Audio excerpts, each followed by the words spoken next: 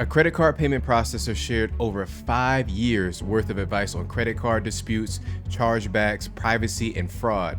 People were able to ask as many questions as they wanted during the Reddit AMA, and I included all 20 answers in this video, including how your transaction data passes through like 4 to 5 different hands every time you make a purchase, the 2 situations where you can automatically win a chargeback dispute, and the 4 steps you can take to improve your chances of winning disputes, especially when your case looks shaky. And listen, if you want to be the first to see this type of insider information, you got to download one of my free credit resources like my free credit card pre-approval list or my free credit repair course. I'll leave links to that below. The first question is related to privacy. When my credit card was lost, I requested a new one, and I was surprised to see that an online merchant knew the new credit card number and updated my payment information before I even received the card via the mail. Now, they went on to answer, my understanding is when you first gave them your credit card info, the merchant provided that to your issuer, processed the payment, but then also received a token to use for future payments. So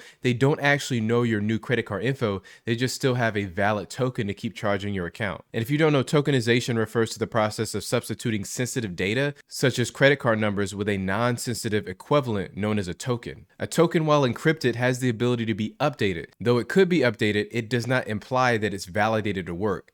In general, merchants do get notified if credit cards on file do get updated, and it is their responsibility to update, otherwise they're dry firing on a dead end and paying a per attempt fee. They also said credit card companies offer a service to merchant facilitators called NOC, or Notice of Change. It's a service between the business, their facilitator, and the credit card issuer. And if you don't know, a facilitator is a business or service that simplifies the process of accepting credit card payments for merchants. You could, however, ask your credit card issuer to refuse sharing the information. Majority, but not all, are happy to oblige. Now, here's what I think. I've seen this happen to victims of Apple Wallet fraud, where a criminal gains access to their entire Apple Wallet. So even when they call to have their cards canceled and a new one ships out, the criminal immediately gains access to the new card via the Apple Wallet before the victim receives the physical card in the mail. The next question is, what data does the interchange/issuing bank actually receive about my transactions? Is it just merchant info and the purchase price, or is it much similar to a full itemized receipt of what I purchased? And they went on to answer, the credit card companies and issuers already have all your information written down. All the businesses who take your credit card information are doing is sending that information back to them to verify you are who you are. A merchant has the ability to provide more information such as tax amount, order number, shipping number, itemized list of items. But again, these are optional and not worth wasting their time to get all of it. The next question is, do credit card chips work similarly to private public key encryption, or is it simply transmitting the number? And they answered by saying, you're correct. An EMV chip generates a one-time encrypted number to authorize a transaction. The encryption changes every single time you run the card, just like two-way multi-factor authentication does. The true difference between swiping and inserting the chip is the classic magnetic strip card only holds one encryption number for all transactions, so it's easier for fraudsters to capture it using a fake credit card terminal that collects the code. The next question is, over in Europe, chip and PIN is prevalent. Why do you think it never took off over here in the US? Do you think it ever will? I think it is a much better and more secure system. Oftentimes, restaurants will bring their reader right to your table and you just put in your card and punch in the PIN. And they went on to answer, a big reason why some businesses here haven't made the change is that the POS systems are just too darn expensive to upgrade. POS stands for point of sale, by the way. And sort of like phone plans or cable back in the 2000s, every service provider offers a different type of service and physical device. Fun fact, however, merchants are now getting pushed to upgrade to a chip because it's much safer. To push them over the line, most card brands have enacted an auto ruling on all disputes in favor of a cardholder if the credit card was swiped instead of dipped with the chip. Now, here's what I think. It looks like you'll always win a dispute for any transaction where you swiped your credit card. And I think most people in the US prefer more successful transactions, even if it means more fraud rather than less fraud, but fewer transactions. From what I can tell, in Europe, they use extra security for online purchases, but not so much in the US because we like our transactions easy. I doubt chip and PIN will get popular in the US, especially with the trend towards contactless payments now. Just think about the Apple Card and Apple Pay. All right, the next question is there any real mechanism in place checking signatures signed at the point of sale terminals? And they went on to answer, taking the signatures, yes. Checking them, no. It doesn't really get checked. Technically, it would be the responsibility of the merchant to have it correct, but none of them have the time or patience for it. However perfect signature or chicken scratch, a merchant would still use it against you in a dispute. Someone still authorized it. It's your responsibility as a cardholder to not lose your physical card, or at least report it if it is. And some businesses want to make their checkout system as simple as possible. So the first time you visit them, they'll tokenize the card and keep it on file. Then if you return, all they'll need to do is charge the card on file again without you even having to pull it out. And in this case, the second transaction does not have the credit card validated physically, so it's still a card not present transaction. And a card not present transaction is a payment transaction where the cardholder does not physically present the card to the merchant at the time of the transaction. And then the follow-up question is, I've never seen that at a physical business. How do they identify you to pull your card? And they answer, so in general, merchants themselves never hold or store raw cardholder data on their system due to compliance reasons like you mentioned. Their facilitator and referrers, however, offer a workaround to this by encrypting cardholder data and creating what's called a token. Tokens can be used in place of the raw card data. Raw card data cannot be stored, but tokens can. At the time of tokenizing a card, you can also capture other pieces of data such as customer's name and address. These data points, however, do not need to be encrypted, so merchants can use them to identify a token. It is the merchant's responsibility, however, to validate that they are charging the right customer and using the correct card. It's very important and risky lest you charge the wrong customer and get a dispute. Disputes are on par with getting a speeding ticket. If it happens once, then it's not really a problem, but if it happens several times, you're going to get the privilege taken away from you. The next question is, do massive companies like Walmart and Amazon get special deeply discounted interchange fees, or do they just pay the same as everyone else, aside from being in the cheapest tiers? In other words, are there non-public tiers? And if you don't know, interchange fees are transaction fees that a merchant pays to the cardholder's bank when a customer uses a credit card or debit card to make a purchase from their business. And they went on to answer, to an extent, anyone who is a big enough fish will receive some discounts. However, their real savings are in something called level 2 and level 3 interchange rates. Basically, the way it works is the more information you capture on your customer, the lower your fees will be. This includes putting in full address information, itemized list on the invoice, tax amount, etc. Nothing personal on you that you haven't already provided to them. There are, however, some limitations to this level 2 and 3 interchange rates. It only works with B2B or business to business and card not present transactions online. And the next question is, so in theory, let's say I buy some stuff at my local Trader Joe's with my Amex Gold card.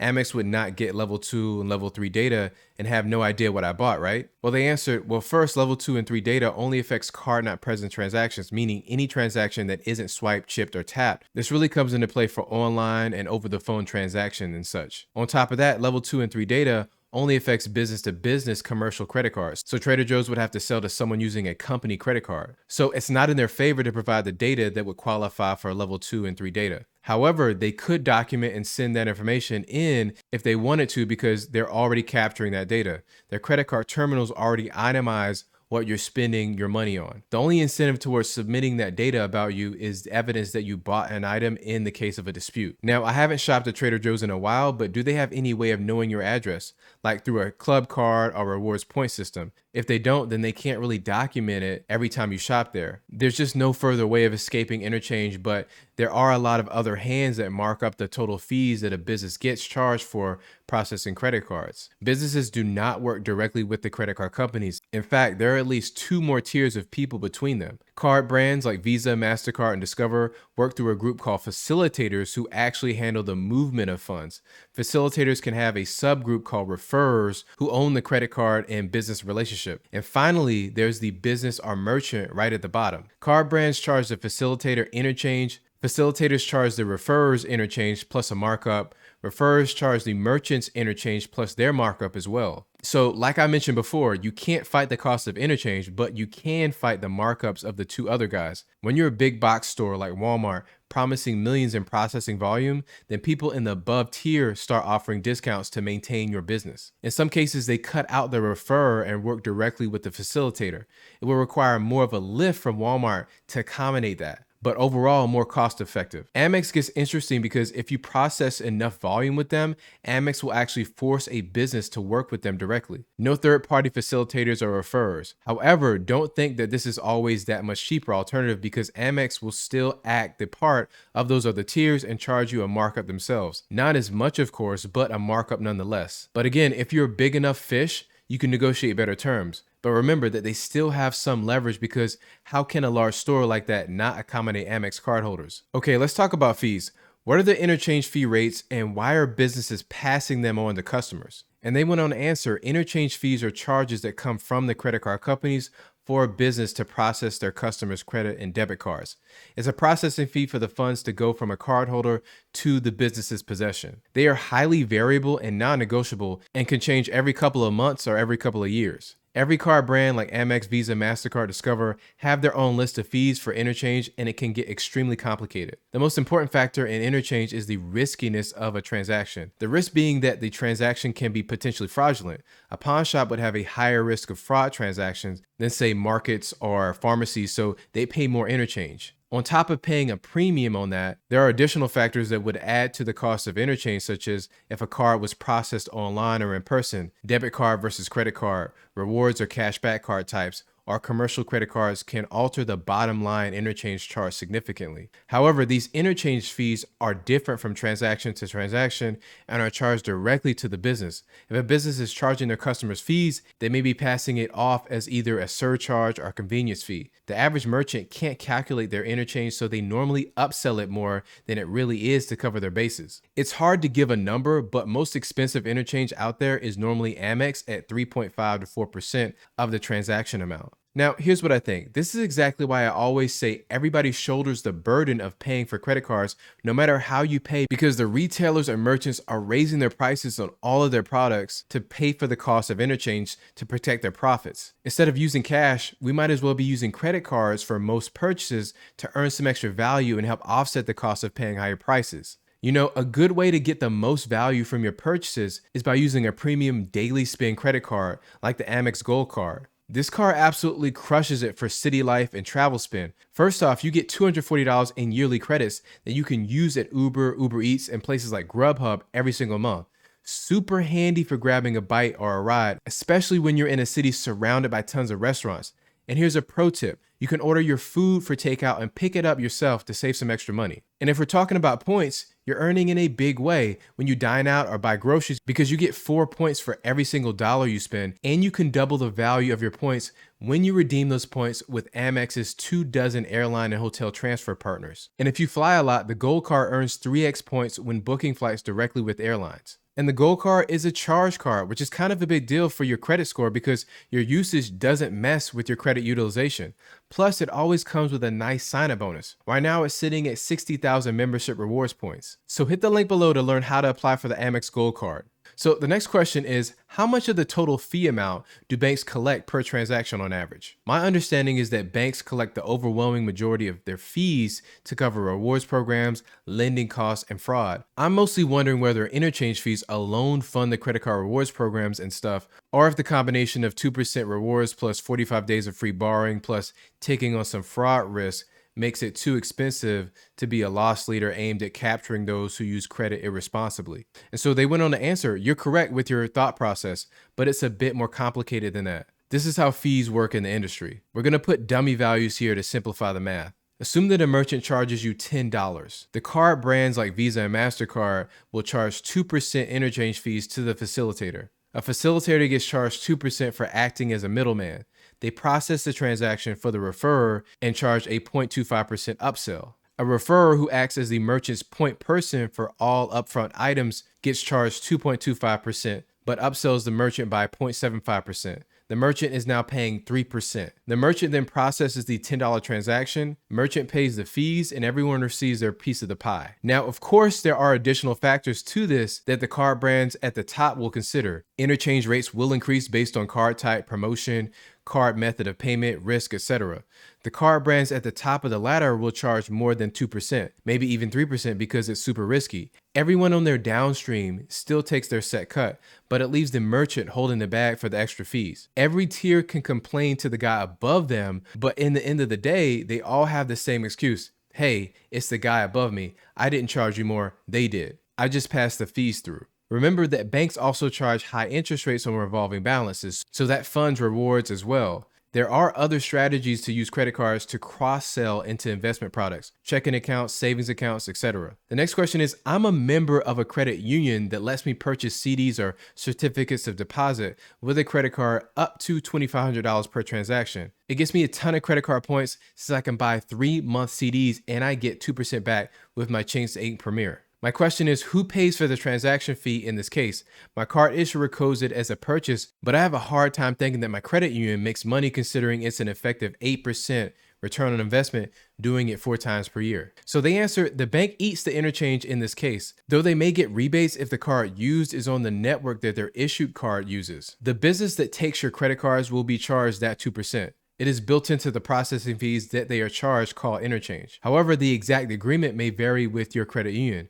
They could be offering you an external promotion. So the next question is, what are your thoughts on attempts to pass legislation to force swipe fees to be allowed at the federal level? From what I've heard, debit cards have lower fees compared to credit cards. If it's true, is this possibly a reason why regulations are talking about this more? And they went on to answer, it's a good thought, but you have a hard time passing legislation like that.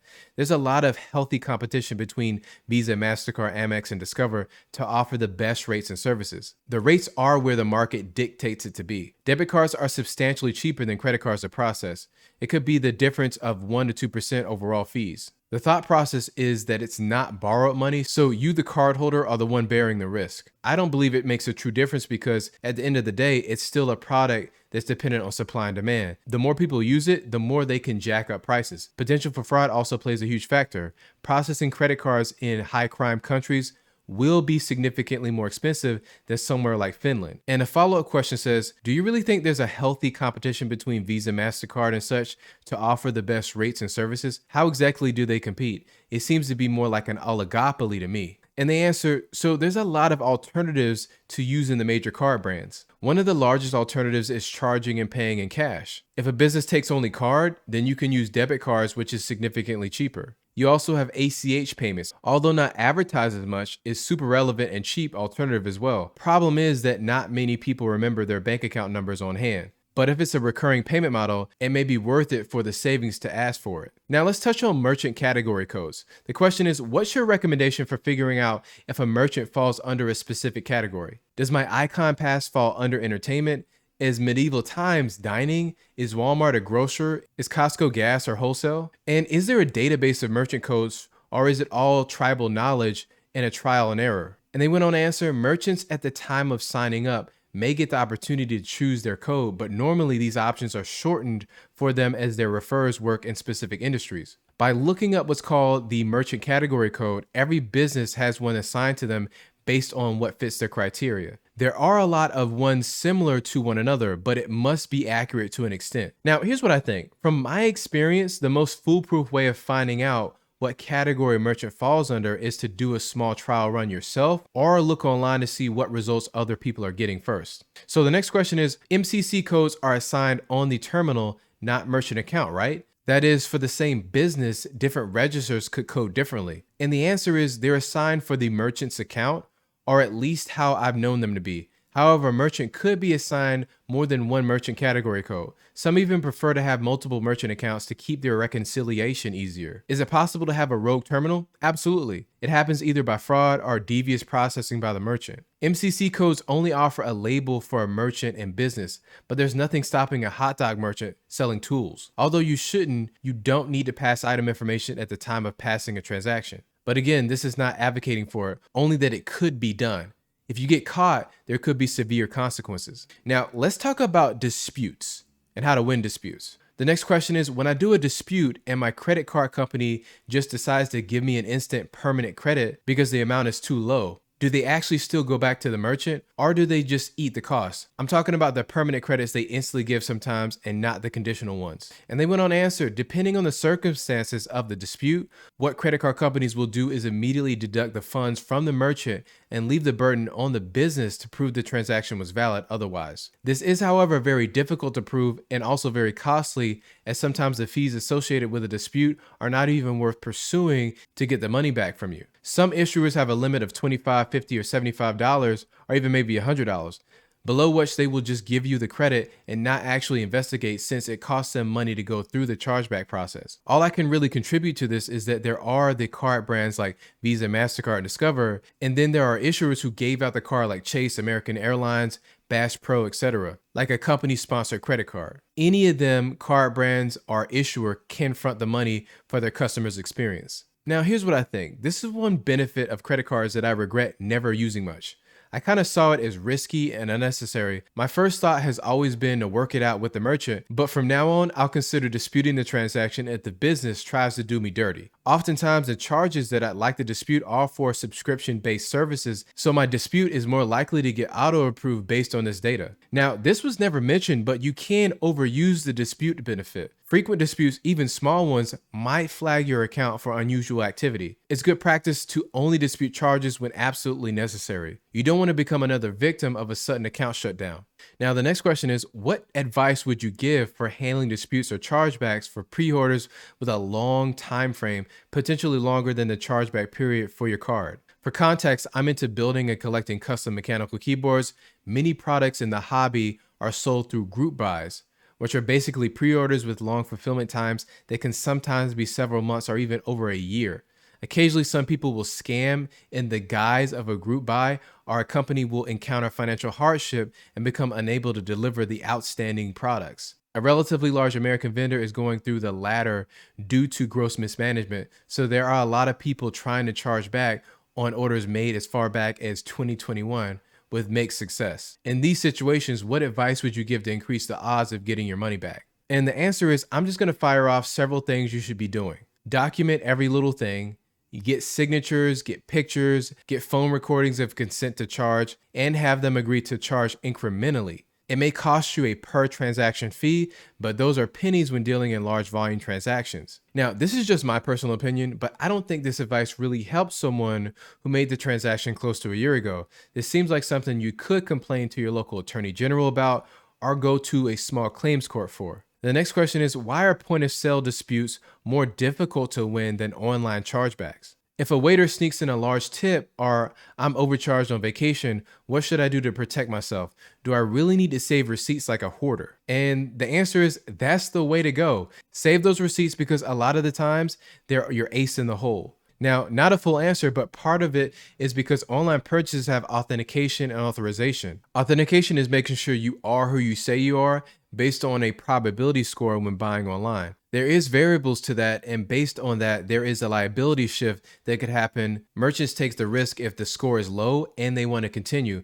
Banks take the risk if the score is high and they want to continue. In the middle, there are challenges, OTP prompts, and you see at some merchants if they want to challenge and shift their liability back to the bank. This verifies that you are you. After this is complete, the merchant goes for authorization, which means, will this transaction be approved by the bank or processor? When you're at the point of sale in person, it requires a chip and signature or chip and pin. The authentication mechanism is that you are physically there and can either sign or show ID or know your PIN. The liability shift is on the banks in that situation most of the time. Example, chip failures where you need to swipe the magnetic stripe is a situation where these liability shifts can get moved back to the merchant. The transaction type really adds to what happens there. Your issuer is more likely to eat the fraud if it was something like a larger tip, compared to saying it was fraud when your card was used in person via chip and pin to buy a TV at Walmart in your town. Having a chargeback on your record is like getting a speeding ticket. One or two are fine and maybe a little expected, but too many can really lead to awful fees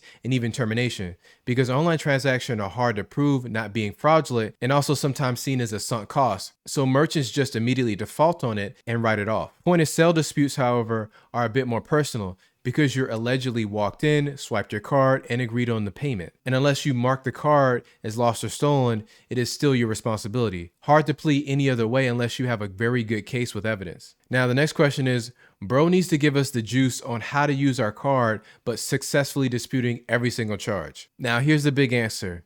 He says, well, I know of one way, but I do not guarantee it will work, nor have I tried or condoned this type of behavior. It's an immoral way to live life, and I only mention this only because it's interesting to think about, but please do not attempt it. With all that being said, there is a strong push by credit card companies for businesses to stop swiping credit card transactions and start utilizing EMV chips, which are safer. So much so that it's almost a sure thing that a business will lose a dispute if they swipe the card instead of using a chip. So now a lot of businesses are buying newer point of sale devices that take EMV chips. Most of them have made the changes, except bars seem to not want to change their devices. Why? Because bars' point of sale system isn't just a credit card terminal, it's a much larger device that holds tabs, bookkeeping, food orders, whole lot of extra stuff that make the POS system too expensive to replace. And bars normally have several of them, which makes the change extremely costly. So because some bars only swipe your card, you can run a $1,000 transaction one night and dispute it in the morning with little concern of not getting your money back. Now here's what I think of this. This definitely explains why bars charge so much for alcohol, because